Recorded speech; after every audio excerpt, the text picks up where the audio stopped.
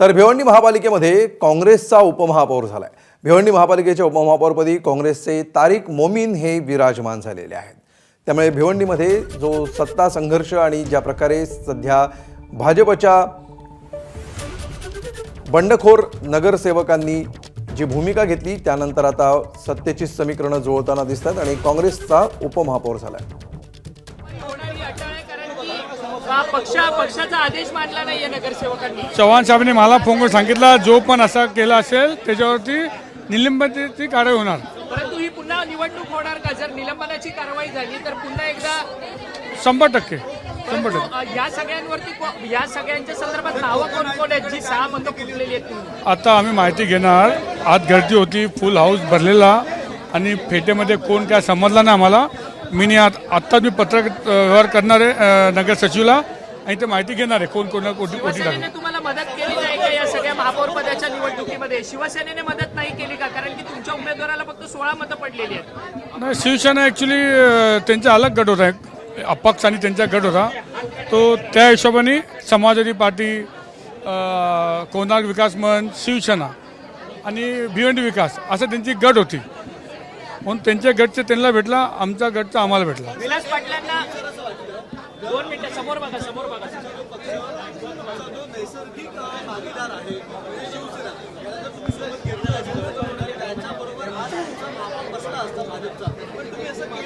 आम्ही केलं काय नाही, आमच्या लोकांचा बातचीत चालू होता, मीटिंग झाली। त्यामध्ये पहिले आम्हाला सांगितलं होता तुम्ही महापौर पद करा। आम्ही तयारी पण केली, कॅम्प पण लावला, पण काही कारणाने ते नाही झालं। काय कारणाने ते 100% होणार निलंबनाची कारवाई। विलास पाटलांना महापौर पदापासून दूर ठेवण्याकरता ही सगळी भाजपनेच खेळलेली चाल आहे अशा पद्धतीचा एक सूर म्हटलं जातं। नाही, असं काही विषय नाही ना। विलास पाटलाचा विषय कुठे आला का? विलास पाटलाचा विषय काय नाही। परंतु काय कारवाई केली जाणार? तुम्ही पक्षाच्या वरिष्ठांशी बोललात का या सगळ्या संदर्भात? वरिष्ठांना बोललो, पण वरिष्ठांचा फोन पण आला। जे पण पक्षविरोध काम केलं असेल त्याच्यावरती जसं एक कायदा बनला आहे पक्ष विरोधी काम करा, ते कायदा त्यांना लागू होईल। तुम्ही कोर्टात सुद्धा जाणार का या सगळ्या संदर्भात? कोर्टात काय जायचा, कोकण बंदमध्ये करून टाकू आम्ही जे करायचं आहे। बोलो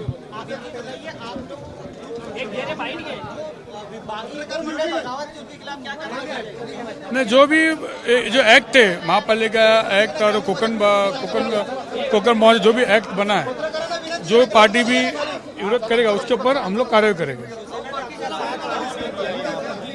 अभी वो कुछ अंदर की बात है, हम लोग बोल सकते हैं, कुछ बातों को हुआ नहीं हमारा। चलो नहीं, स्किप कैसे रहेगा? नहीं, स्किप कैसे रहेगा? स्किप पुलिस का क्या ये बाजूला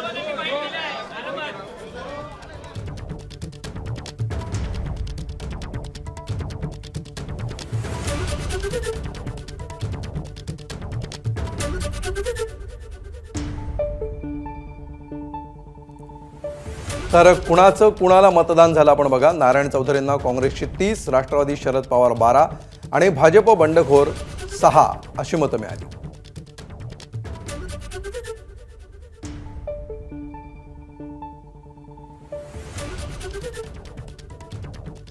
विलास पाटील यांना कोणार्क आघाडीची 4, शिवसेनेची 12, सपाची 6 आणि भिवंडी विकास आघाडीची 3 मतं।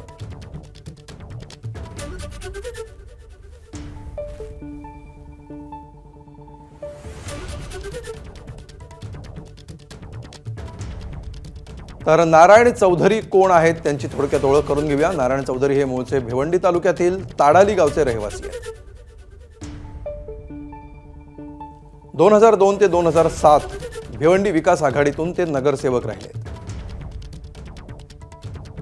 2007 ते 12 या कालावधीमध्ये ते महापालिकेमध्ये अपक्ष नगरसेवक होते। 2012 मध्ये समाजवादी पक्षात त्यांनी प्रवेश केला आणि 2017 मध्ये शिवसेनेत प्रवेश केला।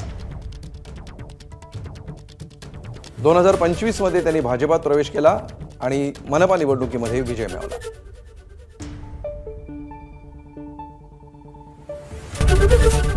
एबीपी माझा, उघडा डोळे बघा नीट।